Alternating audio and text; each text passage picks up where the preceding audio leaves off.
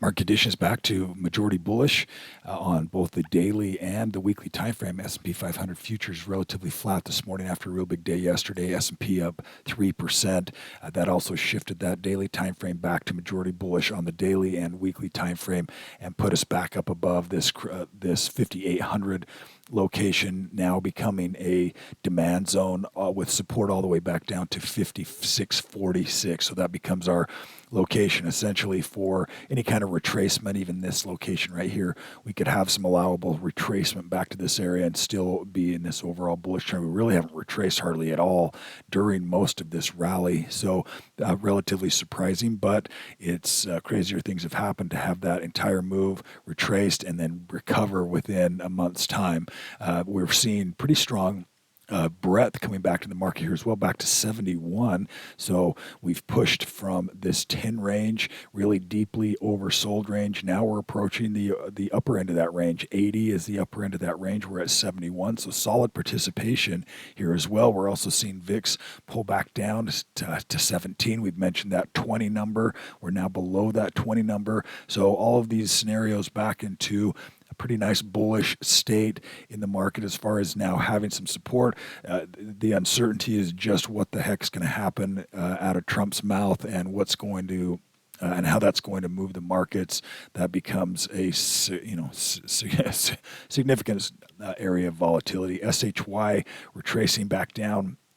Here we're seeing that trend kind of soften right here a little bit, and it's been working its way to the upside and pulling back now on SHY. That's the short end of the yield curve. TLT, the longer end of that yield curve, is also in that downtrend as rates have been gradually moving higher over the last year and a half. Still sitting relatively high here at 4% on the 2-year and 4.45% on the 10-year. So we're seeing rates stabilize, or at least finding the support right here and continuing to gradually drift a little bit higher right here. We'll see how that turns out and what that may be anticipating or forecasting, but we're seeing that, still not seeing that bond yield curve really adjusting a lot, relatively flat, not inverted, but relatively flat, meaning the 2-year and the 10-year are about the same rate, 4.5 and 4.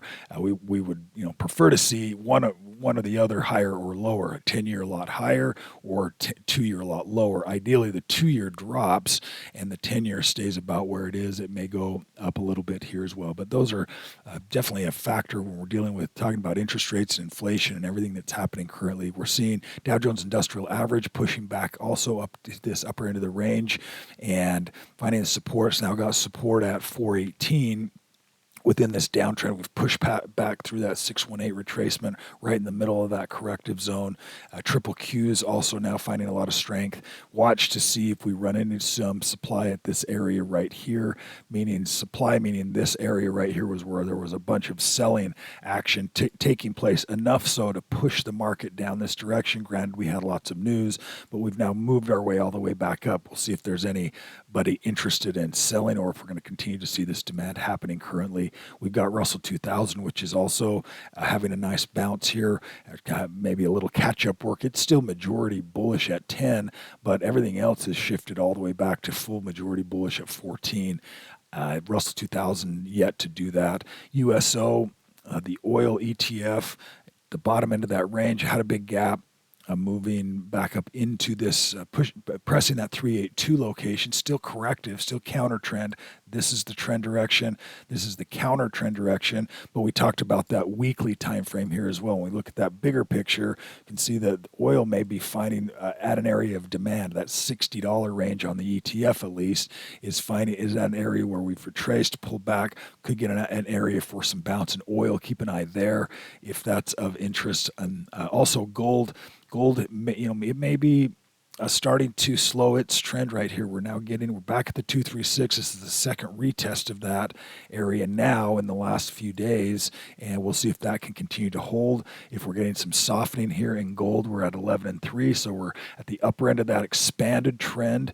These don't last forever, particularly looking at that weekly time frame. This is just unsustainable. It's not going to last. The question is, are we going to retrace now back to this 280 range, or are we going to get another push higher, or are we just going to consolidate across the side? Okay, those are all the uncertainties. You have no idea what the future how to predict the future, obviously, but when we're looking at volatility and trend location and saying, do we think this can go much higher within this current trend, the probabilities are starting to decline, as particularly as we start to weaken, and if we start to get everything else that is starting to improve with the perspective of the U.S. and the dollar. Let's take a look at silver.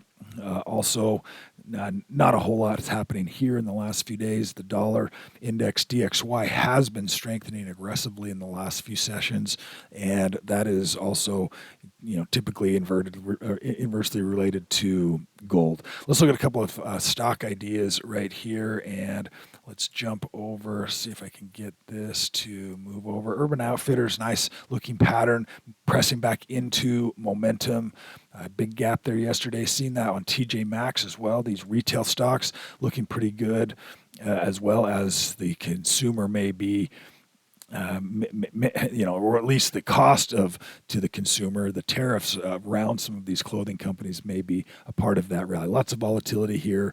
Risk still relatively elevated in terms of the overall location of the trend. Yes, we are moving higher, but we're still relatively expanded. That's the one big question: is this pattern now going to unfold similar to this pattern as of a couple of years ago? Okay, are we retracement moving higher, but ultimately going to retrace back down, or at least retest some of these areas? That's yet to be determined. But that will do it for today's update. Everyone have a fantastic day today.